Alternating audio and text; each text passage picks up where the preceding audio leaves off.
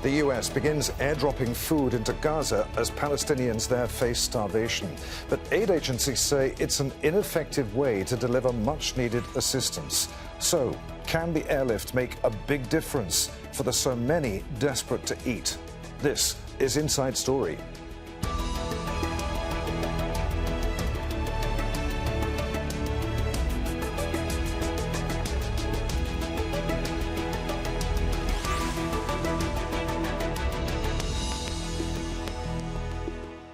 Hello, welcome to the program. I'm Adrian Finighan. The United States is the latest country to airdrop food into Gaza. As fears of famine increase, and for the first time, the US Air Force parachuted in 38,000 meals with the promise of more to come. But aid agencies are critical, saying that military airlifts are not the answer. Instead, they want Israel to open more border crossings to allow trucks to drive in. Israel is accused of limiting aid deliveries despite warnings that many are starving. The aid that does get in is not nearly enough for 2.5 million Palestinians in Gaza. And to complicate the crisis, Israel's constant military bombardment makes it difficult and dangerous for aid to be distributed. So, how effective are airdrops? We'll discuss all of this and more with our guests in a moment. But first, a report from Sharif. After months of relentless bombing on Gaza, comes aid from above. The United States Air Force has begun airdropping food in Gaza. The mission follows 5 months of war, backed with substantial military aid from Israel's closest ally, the US. The war has already killed more than 30,000 Palestinians, has led to a humanitarian catastrophe and warnings of mass starvation. The US is accused of doing too little, too late. The United States, which is a full partner in Israel's genocidal onslaught on the Gaza Strip, and which is a full partner in the siege of the Gaza Strip, is seeking to divert attention from its role and from Israel's role, and seeking to provide legitimacy to the siege by dropping a few thousand meals ready to eat from the sky, which, again, everyone who has looked at says this is a drop in the bucket and will make no meaningful difference. US President Joe Biden announced the airdrop plan after more than 100 Palestinians were killed in northern Gaza on Thursday. Witnesses say they were queuing for food when they were shot by Israeli troops. Aid workers are critical of the airdrops, calling them inefficient and ineffective. You only resort to that when there is something on the ground that is blocking you from using better forms of transportation. Airlift and airdrops in particular are the worst, close to the worst possible way to deliver aid. They're very expensive. They're dangerous because there's a lot that can go wrong when those things drop, and they deliver a very small volume of aid. The Jordanian Air Force has also parachuted in food and medical aid along with Egypt, France, Qatar and the United Arab Emirates. But the most effective way of delivering humanitarian aid has been deliberately blocked by Israel. Only 2 border crossings are open, and lengthy Israeli security checks have held up trucks with crucial supplies. Continuing Israeli airstrikes and ground operations have made it impossible for the safe delivery of aid. We're dropping some food, and we're dropping the bombs and the tanks and the bullets and everything else at the same time. That's what he's got to do. Stop sending the money and the weapons. The United Nations says famine is inevitable. The majority of Gaza's 2.4 million people were already dependent on humanitarian aid before the war began. The US says it's helping address the dire humanitarian crisis in Gaza. But for a population on the brink of famine, dropping aid from the air doesn't address delivery problems on the ground. Sharif, Al Jazeera for Inside Story.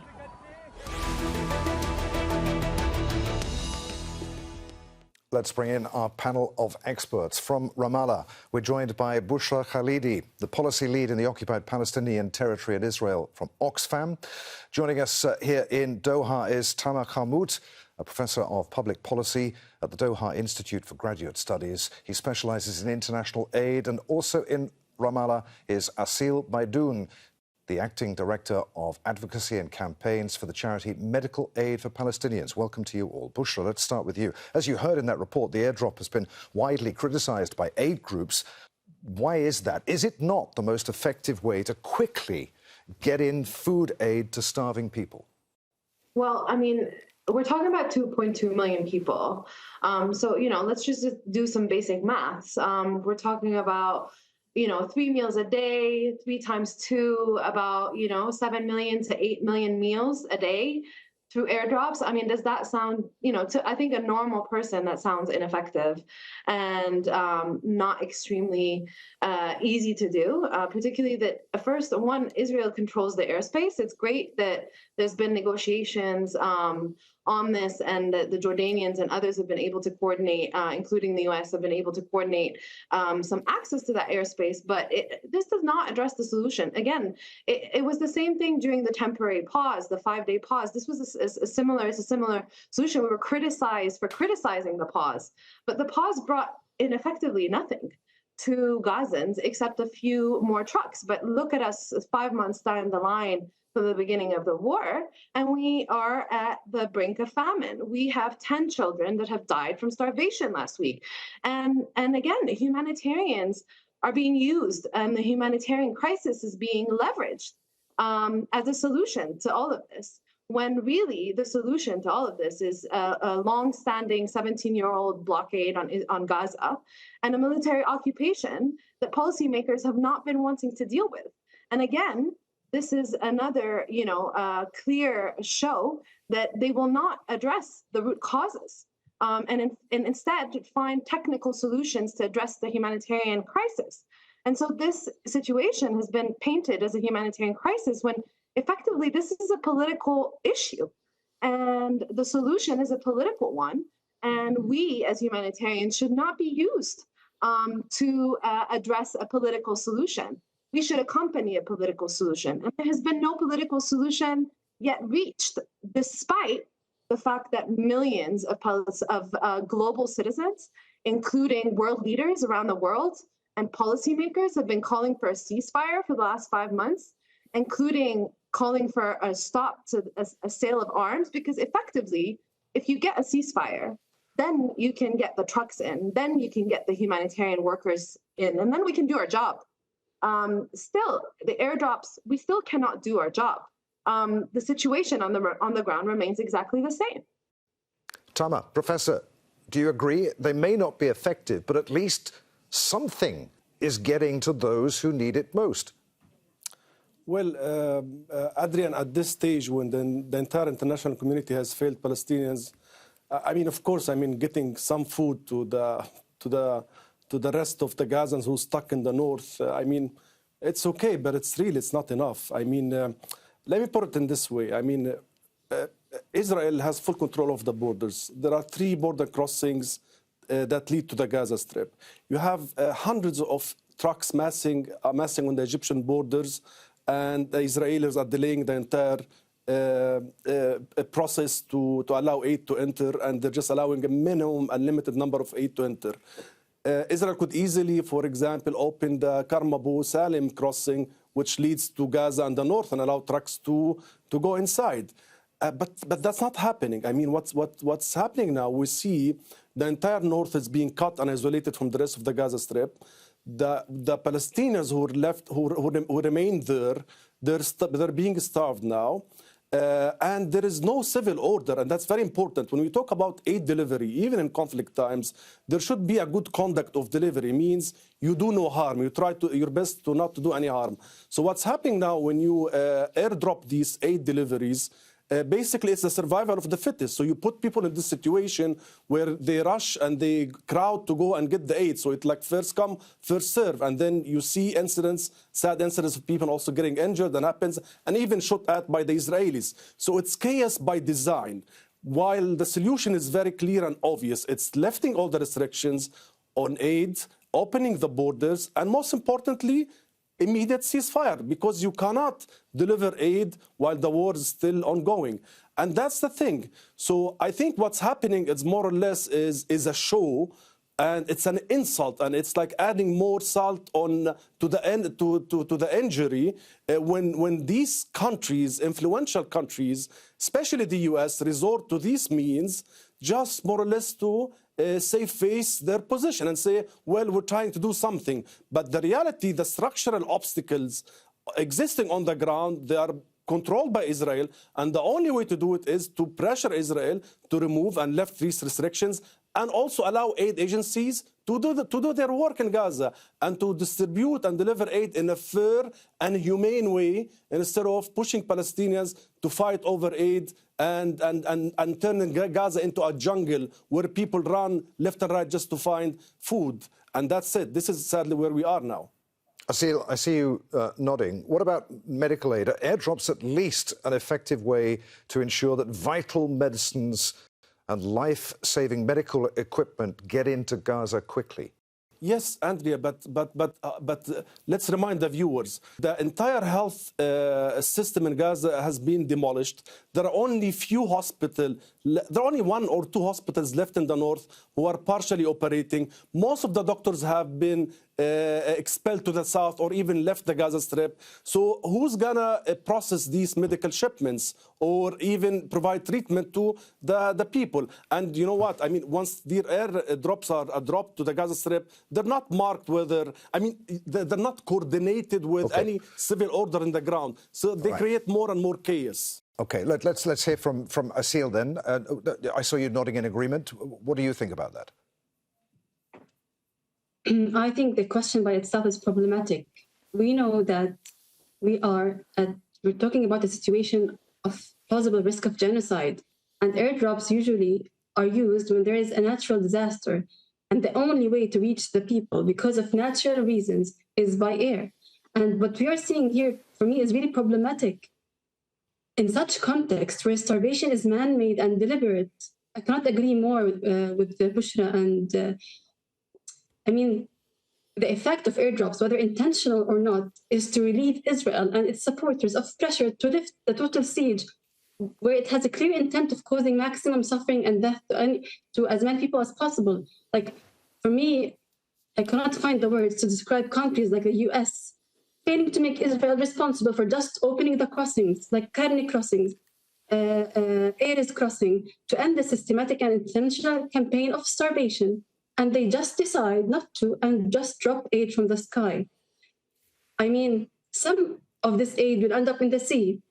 And the most vulnerable people, we're talking about anyways, people who are most really like they're sick, they're hungry, they're injured, they cannot reach it anyway. What about their dignity? Imagine you being starved intentionally, being indiscriminately under bombardment, and then you have to wait for some kind of aid to be dropped from the sky. And most probably you'll get shot at while trying to get this aid. So for me, the international community is actually failing in a lot of levels, just ensuring that Israel should immediately open the crossings and let us do our work. Only safe access for aid and aid workers and lifting the siege and immediate ceasefire can end the starvation in Gaza, not some airdropping. And for me, what's really important for us to understand is children are being starved in the fastest rate the world has ever seen. And the world can end this tomorrow if only they have the political will to do so. And for us in medical aid for Palestinians, we're really devastated by the systematic dismantling of healthcare, by the starvation rate, by the malnourished children. Bushra, I need to correct you. 15 children are now killed this morning out of starvation. And we're just hearing politicians talking about airdrops. The US is talking about it's difficult, deliveries by land become increasingly difficult. Well, guess what? It's not a mountain that's making it difficult. It's a political decision. And that political decision should be made now. Bushra, what are we to make of it then? Was this airdrop virtue signaling, a PR stunt, an attempt to assuage the guilty consciences of US officials whose policies are contributing to the ongoing atrocities and famine, as one of your colleagues at Oxfam put it? Yeah, I mean, we know that the U.S. has leverage, and we know the leverage that the U.S. can have on the situation, and the U.S. is choosing not to use that leverage. So how are we supposed to understand it otherwise? And if states think that by airdropping food, they're removing themselves from their duties and obligations as third states in accordance with the ICJ order, I am very confident that it is likely not the case that they are absolving any of their duties and obligations by airdropping aid. In fact, they should be implementing real measures to put pressure on Israel. This does not put pressure on Israel. In fact, actually, it absolves Israel from its duties and obligations to protect the civilian population in Palestine. Israel occupies the Palestinian civilian population in Gaza, and as an occupier, it has clear duties and obligation to protect and serve the Palestinian population in Gaza by providing them with the basic essentials to survive. It's not doing so. It's doing the complete opposite. In fact, it's using starvation techniques to coerce and collectively punish an entire civilian population, and so not abiding by its own duties and obligations. And in the same breath, its allies are supporting it by filling in the void and the vacuum of Israel's duties and obligation, and therefore thinking that airdrops would fulfill these duties and obligations under international law. Absolutely not. And one more point, I think one more point is airdrops should come with a full response, right? Airdrops should be used, and you know, we have to make it very clear. We're not against airdrops, of course not. We're, you know, all for anybody getting any of the aid possible, but this should be part of a humanitarian response. Right now, we don't have a meaningful response. Therefore, airdrops should not be even like considered at this point, because there's so many other options and levers that member states can use to be able to enter aid in. And one of which is opening one of the other 7 crossings and letting the trucks that are full with food and water waiting in Rafah for a couple of months even. So that's my reflections on that question. Tamer, picking up on the first of Bushra's points there, what does this tell us about the US's leverage over Israel?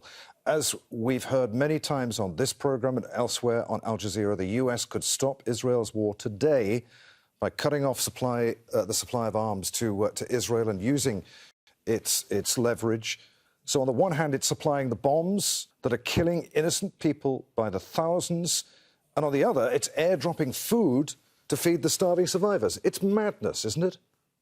Correct. It's really utter madness, and and you know what's sad about the entire situation? I mean, we know that Israel has to submit also its report to the ICJ because it's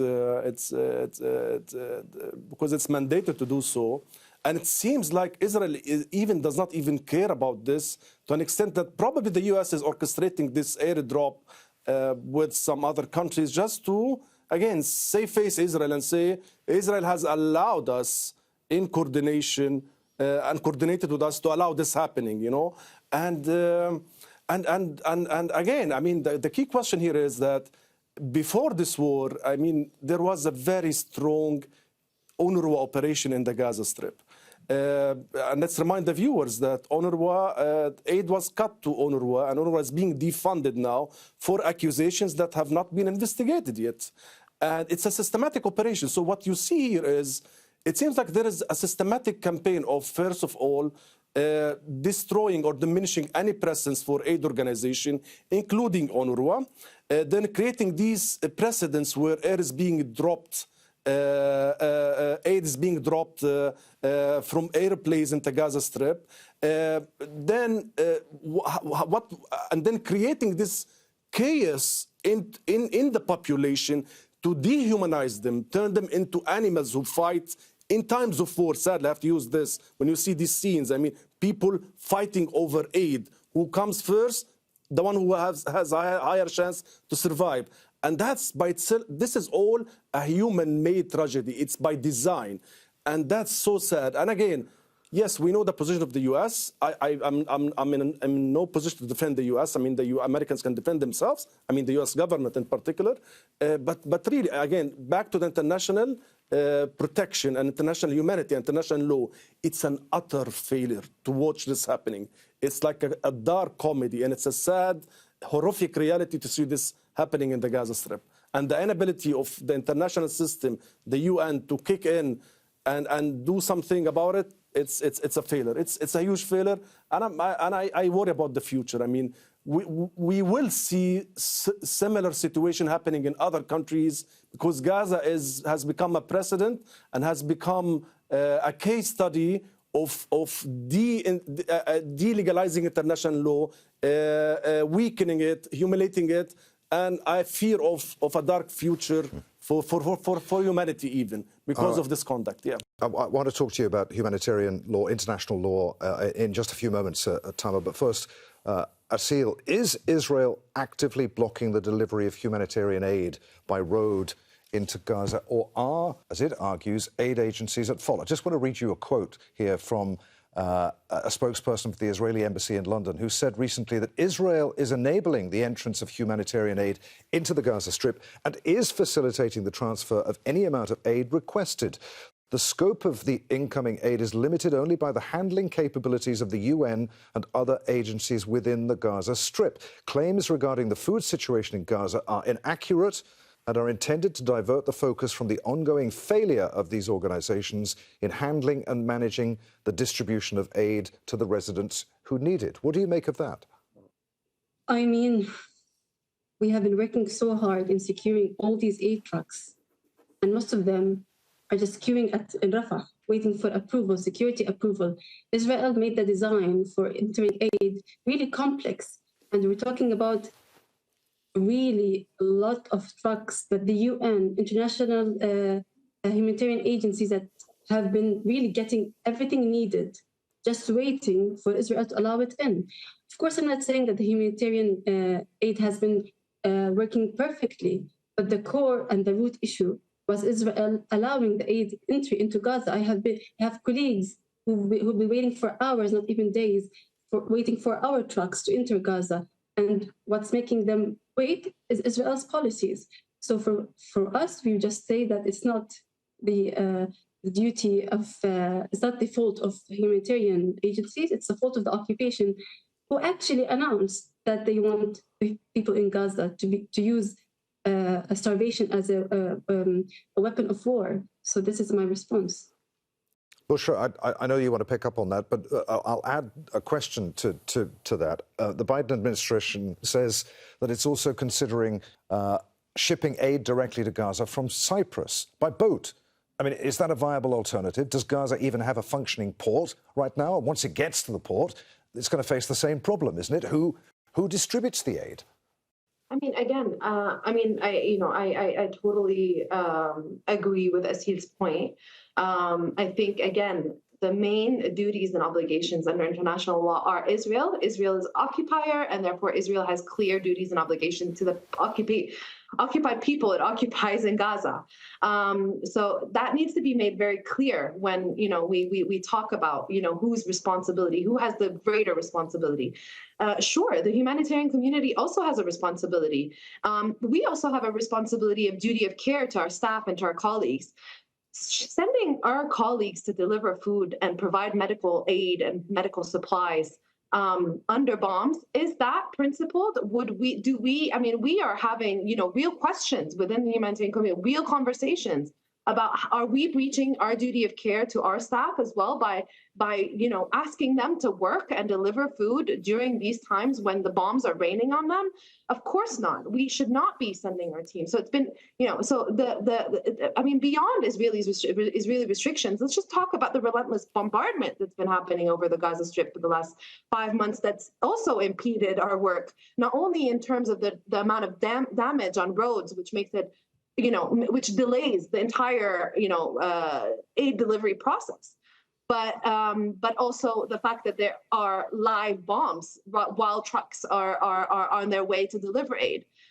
So, really, a ceasefire is the first step to have a meaningful humanitarian response in Gaza. Without a ceasefire, without the crossings in place, without all of these restrictions, no meaningful humanitarian response will happen in Gaza. Okay, Tama, in the few remaining minutes we've got left, I'll try to get one more question to Asil as well, but I want to come back to the politics of this and the motives of the US in airdropping aid in. In its interim findings, the International Court of Justice found that at least some of Israel's actions in Gaza appear to be capable of falling within the provisions of the Genocide Convention. As we have established on this programme before, nations that provide Israel with support could be found to be complicit if the court ultimately finds that Israel has committed genocide.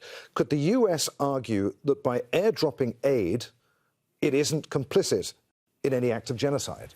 Yes, of course. I mean, it could also defend Israel and saying this happened in coordination with Israel, and Israel allowed this to happen, and this means that Israel is doing its best to allow aid into the Gaza Strip. And that's a divergent strategy, again, divergent from the real issue and from the other huge crimes on the ground. So the US's default since the beginning of this war is basically two issues, two things, two strategies: buying more time to Israel and protecting Israel using the US's influence and leverage, and also the veto power in the UN to stop any or to block any attempts by the international community to stop this war and to allow aid agencies to act into the Gaza Strip. And the US is still on this discourse. I don't see any change in this policy, even in the negotiations process that are going now to release captives and to try to get to a 6 weeks truce. Yeah. And so that's the US's position so far. Okay. Asil, we have about a minute left on the programme. As a final thought, just remind us once again, as if we needed reminding, about the situation in Gaza in terms of people's suffering right now. How close to famine is Gaza? What's needed, and by how many people right now? And before talking to that, I just want to end about the airdrops. I think that it's some kind of propaganda imagery falsely suggesting that the US is doing its best and people in Gaza are receiving significant assistance. And now it's like a fantasy. We're going to help them by air. We're going to help them by the sea. Just want to remind the audience, it's propaganda. Regarding the situation in Gaza, it's devastating. Our emergency medical teams are seeing evidence of serious malnutrition in both children and adults. We're talking about entire population, over 2 million, facing acute food insecurity. We have 576,000 people in Gaza estimated to be experiencing catastrophic level of hunger, the most severe phase of acute food insecurity that is marked by starvation.